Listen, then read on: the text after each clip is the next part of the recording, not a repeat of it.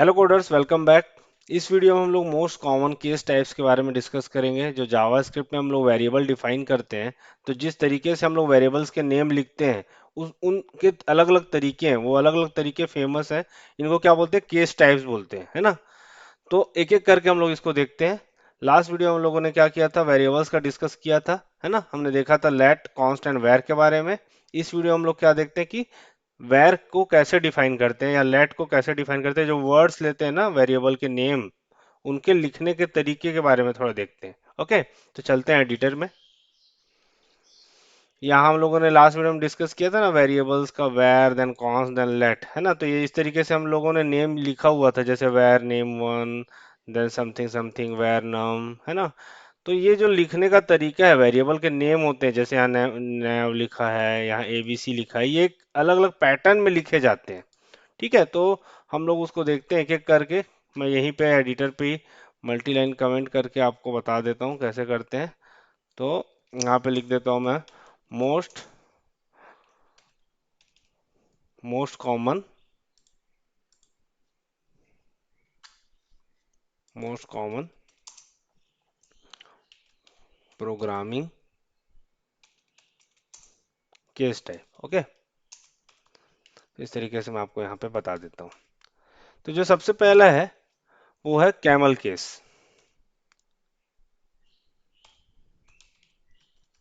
तो जो camel case होता है वो क्या होता है? इसमें हम जब भी वेरिएबल डिफाइन करते हैं ना, तो जो टू वर्ड्स होते हैं, जैसे हम लोग अधिकतर इस तरीके वेरिएबल डिफाइन करते हैं तो क्या करते हैं, हम लोग दो वर्ड को ऐड कर लेते हैं।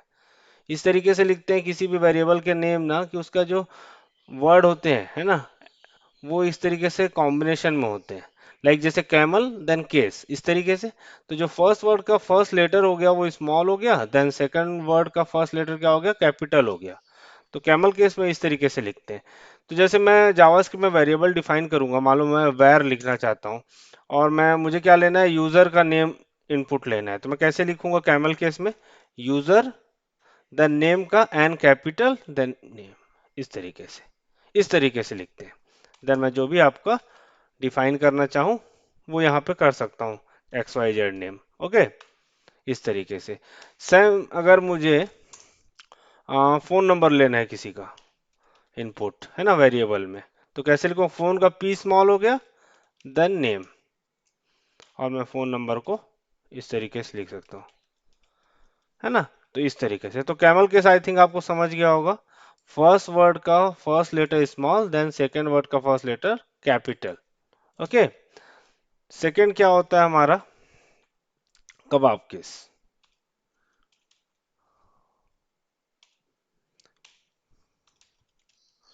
ठीक है, तो कबाब केस कैसा होता है? इसमें भी टू वर्ड्स अगर हम लोग ज्वाइन कर रहे हैं तो क्या होता है? दोनों वर्ड्स के फर्स्ट लेटर क्या हो जाते हैं? स्मॉल हो जाते हैं, देन बीच में क्या आ जाता है? डैश आ जाता है।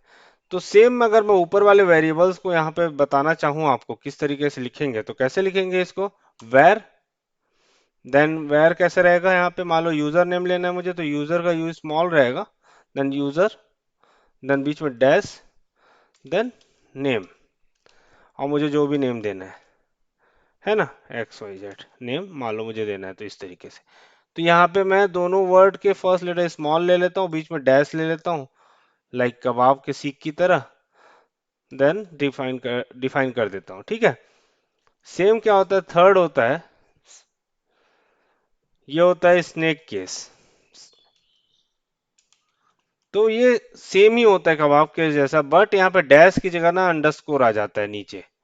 ये जो बीच में डैश है इसकी जगह अंडरस्कोर आ जाता है, इसको अंडरस्कोर केस भी बोलते हैं। तो मुझे अगर यूजर नेम डिफाइन करना है तो इसको कैसे लिखूंगा फिर? User then underscore name, then ABC name मैं डिफाइन कर दूंगा, है ना। तो ये कबाब केस जैसा ही है, बट बीच में डैश की जगह अंडरस्कोर आ रहा है। एंड लास्ट हो गया हमारा फोर्थ नंबर का पास्कल केस,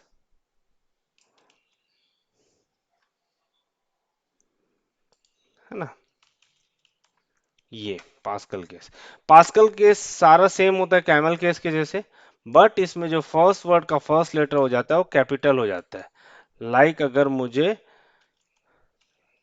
लिखना है यूजर नेम, तो मैं कैसे लिखूंगा, U capital then user then N capital name, इस तरीके से,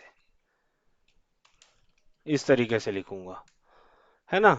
मान लो मुझे फोन नंबर लेना है किसी का, मान लो कॉन्स में ले रहा हूं, तो कैसे लिखूंगा, फोन देन नंबर, इस तरीके से। यहाँ पे कुछ भी नंबर ले लेते हैं ना, ये हो गया हमारा फोन नंबर, इस तरीके से लिख सकते हैं हम लोग। तो ये चारों केसेस हम लोग यूज कर सकते हैं वेरिएबल नेम डिफाइन करने के लिए। तो क्या है, प्रॉपर तरीके से हमारे वेरिएबल नेम डिफाइन रहते हैं ना, तो वो हमको अंडरस्टैंडिंग भी इजी हो जाती है, जो एक ही तरह का पैटर्न हमको यूज करना चाहिए कभी भी।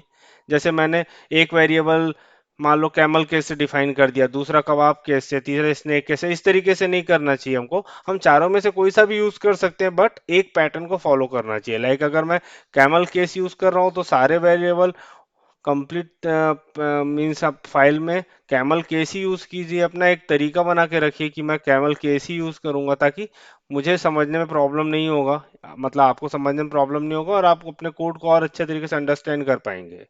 ओके, आपको समझ जाएगा कि पहला वर्ड स्मॉल है देन सेकेंड वर्ड कैपिटल, इस तरीके से मैं वेरिएबल डिफाइन किया, तो आप अपना एक तरीका बना लीजिए।